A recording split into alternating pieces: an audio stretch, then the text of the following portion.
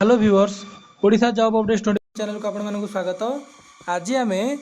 ओडिशार विद्युत विभाग में बाहर नियुक्ति नहीं आसीचु जोटा ओडिशा विद्युत शक्ति संचारण निगम लिमिटेड और इंग्लीश रे कहले ओपीटीसीएल जोटा आमको Odisha power transmission corporation limited तरफ रही आमर गवर्नमेंट ऑफ ओडिशा अंडरटेकिंग रे आमर यहाँ जाऊँगी। तेणुक डेट अच्छी 12/9/2025 requirement for the post of company secretary post बाहरी कंपनी प्रोफाइल कंपनी आमर कंपनी प्रोफाइल विषय बेस किसी जानवर ना आम सीधा साल जा कौटी पोस्ट पाखक कंपनी सेक्रेटरी जीएम इन E80 ग्रेड बा जनरल मैनेजर इन E80 ग्रेड केतरा पोस्ट अच्छी गोटे पोस्ट अच्छी यूआर पोस्ट अच्छी तेणुक समस्ते SC ST OBC समस्ते जनरल कास्ट समस्ते ये पकई पारे। नेम ऑफ द पोस्ट है कंपनी सेक्रेटरी ग्रेड है E80 टी दरमा पर नजर कर केते अच्छी 1,23,100 रु 2,15,900 ता सहित से दरमा नुह ता सहित पुणी कौन अच्छी इनिशियल पे सहित कौन रो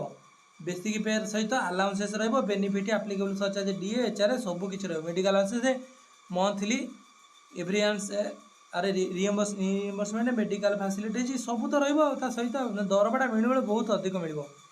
तेणुक जॉब डिस्क्रिप्शन रिस्पांसिबिलिटी कौन आपने जानते एनसीओर proper discharge of secretarial function of OPTCL in compliance with the companies act SEBI regulations and relevant law of place assist the board in complying with the corporate governance requirement ensuring good corporate माने overall general manager माने सब manage करेंगे या विषय में basic जाना दरकार नहीं। एवं आम जो एसेंशियल क्वालिफिकेशन कौन कौन अच्छी जनरल मैनेजर एसेंशियल कौन degree in discipline preferable in commerce commerce रे अपना डिग्री करते बहुत भल professional qualification FCS from institute of company secretary job India experience केते 18 years of relevant post qualification experience दरकार with 5 year as an head of corporate affairs and legal function preferable in PSU बा जब energy department थाए other corporate house of reputed and और any incorporated company जदि आपण माने पाखे qualification अच्छी ताल आपण माने कौन करेंगे अप्लाई कर एज कौन ना 1/1/9/2025 मैंने सेप्टेम्बर 1 सुधा बयस के दरकार 51 बयस होता दरकार हेल्थ बहुत भल थी दरकार आउ मेंटाली और फिजिकली साउंड थी दरकार अदर एलिजिबिलिटी गुड़ा तो आप सब जानते सब चाकरी थाए भल क्यारेक्टर रही सब जिन भल क्यारेक्टर रही दरकार इंडिया सिटीजन होता दरकार ये सब जिन सिलेक्शन प्रोसीजर केमी पर्सनाल इंटरव्यू सर्टलिस्टेड कैंडिडेट करके पर्सनाल इंटरव्यू द्वारा ही जिनस तापर जनरल इनफॉरमेशन एगुड़ा application submitted OPTCL if found to be incomplete जदि इनकम्प्लीट एप्लिकेशन देवे ताले रिजेक्शन हो तेणुक पोस्ट विषय आम सब कथा कहलु केमी आप्लाय करवा आग से जाना आपण मैंने कौन करेंगे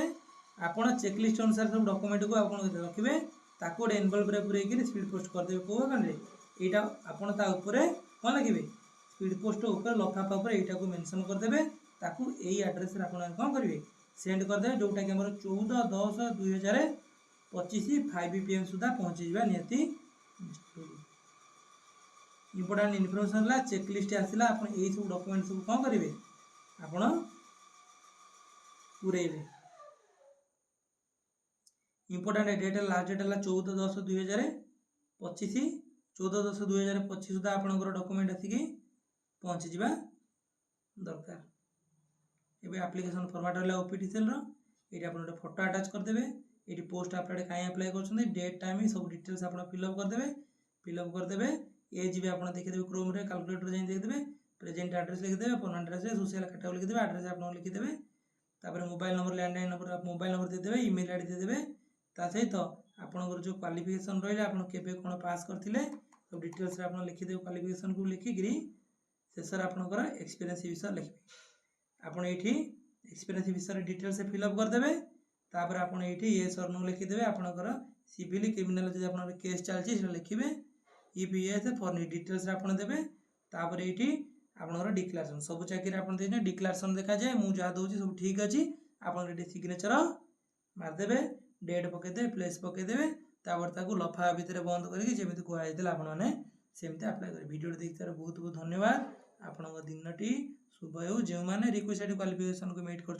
जॉब टी आप्लाय कर दिंतु।